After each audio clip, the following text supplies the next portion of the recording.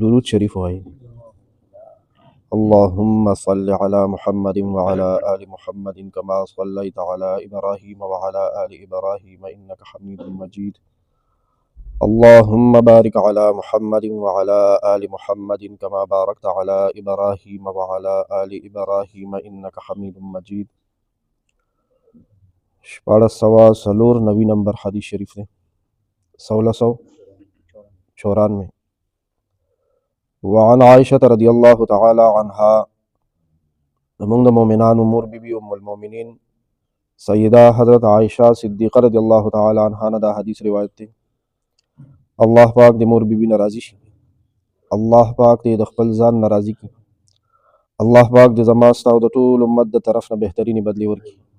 ان رسول الله صلی الله علیه وسلم رأى في جدار القبرة مخاطا او بزاقا او نخامة فحكه. پیغمبر علیہ الصلوۃ والسلام د جمعات د قبله والا دیوال باندې، جمعات د قبله والا دیوال کوم یو دی؟ دا محراب چې دا مخکو ورته د جمعات د قبله والا دیوال باندې د پوزې ګندګي ولیده یا توکانی چا توکلی وي. شته که نه؟ هر قسمه خلک شته. یو ځای د آدابو نه سړی نابلده وي، ناخبره وي. جمعات د قبلې والا دیوال باندې نبی علیہ السلام یو ځلې لاړې توکانی یا د پوزې ګندګي ولیده. فحکه، نو نبی علیہ السلام هغه پخپله ورجولې او صفای کی. متفق علیه، دا حدیث متفق علیه د امام بخاری رحمه الله صحیح بخاری شریف کی کتاب الصلاۃ باب حق البزاق بالید من المسجد، اور صحیح مسلم شریف کی کتاب المساجد باب النهی عن البصاق فی المسجد، اور دا شان امام مالک رحمه الله په خپل د حدیثو کتاب موطا امام مالک کې دا حدیث ذکر کړی دی چې پیغمبر علیه الصلاۃ والسلام په خپل لاس مبارک باندې د جمعات صفائی کړی ده. نو دین اندازو شو چې دا څومره اوچت عمل دی چې چاته الله آسان کی. او خانه کعبه خو چې کله ابراهیم علیه السلام او اسماعیل علیه السلام جوړه کا، نو الله پاک د دواړو پلار او زوی، دواړه پیغمبران دي، جلیل القدر پلار او زوی، یو ذبیح الله دی او یو خلیل الله دی. دواړو ته الله پاک حکم کړی دی. قرآن مجید کې هغه حکم ذکر دی، ان طهرا بیتی للطائفین والعاکفین والرکع السجود. تاسو دواړه پیغمبران خلیل الله او ذبیح الله پلار او زوی ابراهیم او اسماعیل علیهم السلام، زما دا کور بیت الله شریف د رکوع کوونکو د پاره، سجده کوونکو د پاره، طواف کوونکو د پاره، اعتکاف کوونکو د پاره، مونځ کوونکو د پاره صفا ساتئ. نو ابراهیم علیه السلام او اسماعیل علیه السلام په خپل لاس باندې د خدای پاک کور صفا کولو، بیت الله شریف. او دا ټول جمعتونه د بیت الله شریف شاخونه دي، برانچز دي، خاخونه دي، څانګې دي. نو دا الله پاک خوش نصیب انسان ته دا د جمعات د صفای توفیق ورکوي. پیغمبر علیہ السلام په خپل لاس مبارک باندې جمعات صفا کړی دی. دا انسان چې دی دا پیدایشي طور باندې د صفائی خوښه ده، نفاست پسند واقع شوی دی، او د تمنا دی، ارمان دی چې په خپله هم پاک صاف اوسیږي، او دی چې کوم ځای ناسته ولاړه کوي چې هغه ځای هم پاک صاف. نو اوس یو عام انسان چې طبعی طور باندې، قدرتی طور باندې، پیدایشي طور باندې صفائی خوښوي، نو دې نه د اندازه ولګولی شي چې د الله پاک د کور خانه خدا، دربار الهی، جماعتونه خدا الله پاک کورونه دي، د دې صفائی او سترئی او نظافت او پاکی دا به څومره اهم او ضروری کاری. ولی دا کوم ځای دی؟ دا یو داسې ځای دی چې کوم ځای کې انسان د خپل مولای حقیقي عبادت او بندګۍ له راجمع کی، دا به صفا او سترئی. په دې علماو کې یو امام دی، عالم دی، امام شعرانی رحمت الله علیه فرمایي چې څومره حده پورې د نبی علیہ السلام د احادیث راجمع کې د جمعات د صفای په حق لا د نبی علیہ الصلوۃ والسلام د احادیثونه معلومیږي چې نبی علیہ السلام مونږ ټول امتیانو نه وعده اخیستې ده چې مونږ به جمعتونه د هر قسم ګندګۍ او د خځلې نه پاک صاف ساتو. جولاګانو جالې شوي، چمچورۍ شوي، ګرده شوه، دوړه شوه.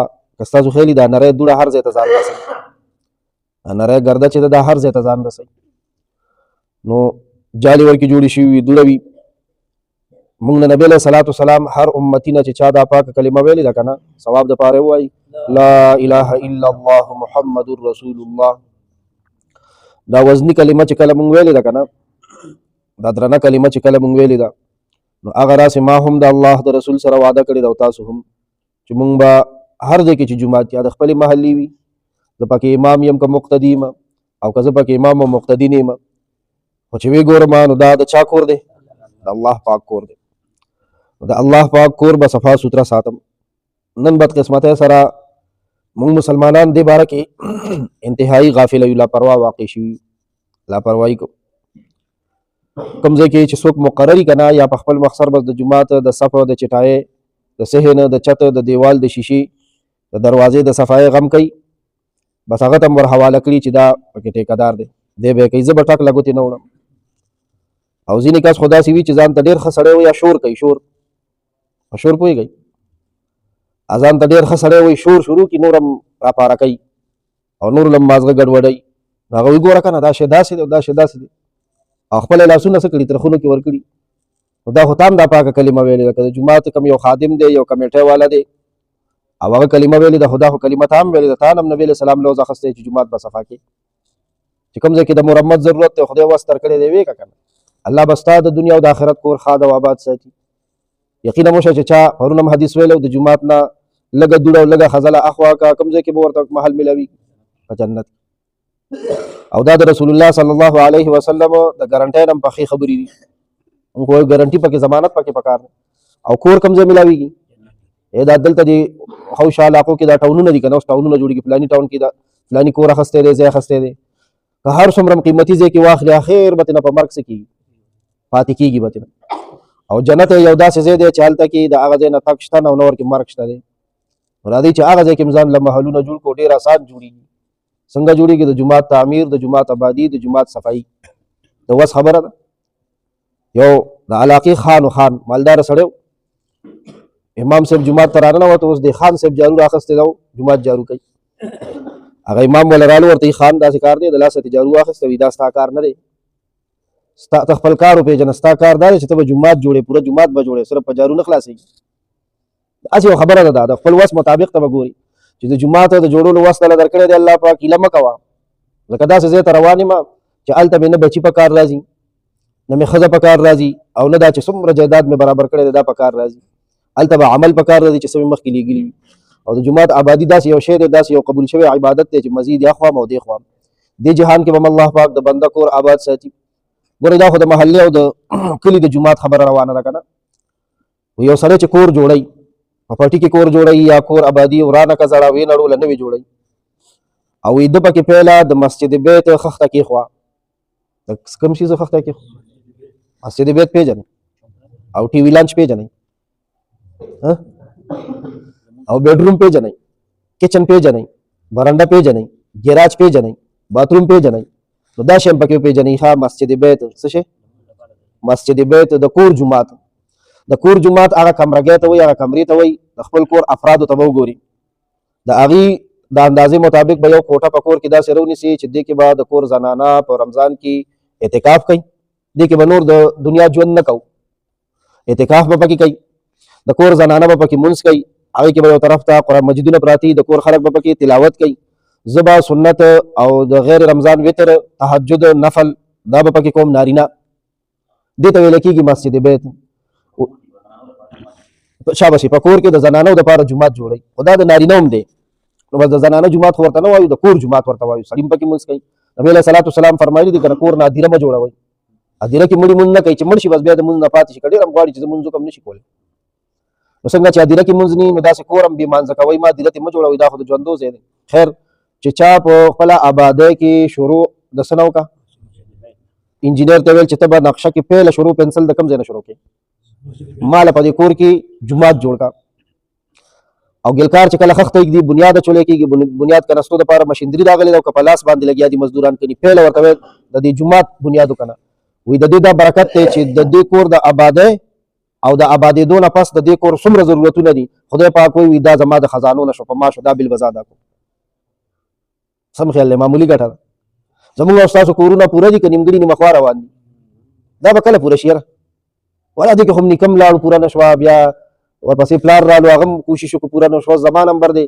نو موږ هم داسې څلوېښتو نه پسې شو ور ووړېدو 40 کلني شو نو مخکې به دا څنګه پوره شي د پوره کولو لپاره دغه طریقه ده چې زه پکې پیله د څه بنیاد کړم مسجد بیت د جومات نبی علیه صلات وسلام حدیث شریف کې راځي چې نبی علیه صلات وسلام به د جومات صفایي په خپله کوله د جومات صفایي به په خپله کوله نبی علیه صلات وسلام سره به د کجوري د پاڼو یوه څانګه واخیسته تیاره جارو کنه او نبی علیه صلات وسلام به د ګوټ ګوټ کې خځلې پسې او خاورې پسې او دوړې پسې خو کچه جومات او د جولا جالې پسې به ګرځېدو په خپل لاس به یې صفا کړل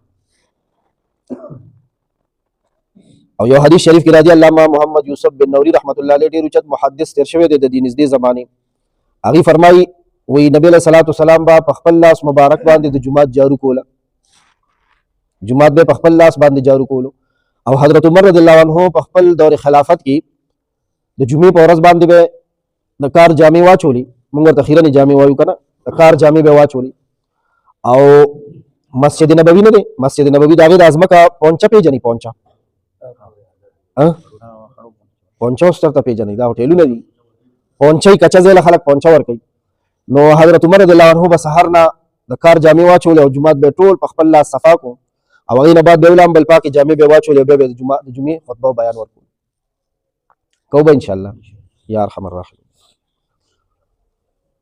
صلی الله علیه جنازې منځو سبحانک اللهم پاکی بیانوم پاکی ستا ای الله وبحمدک سره د ثنا ستا وبحمدک سره د ثنا ستا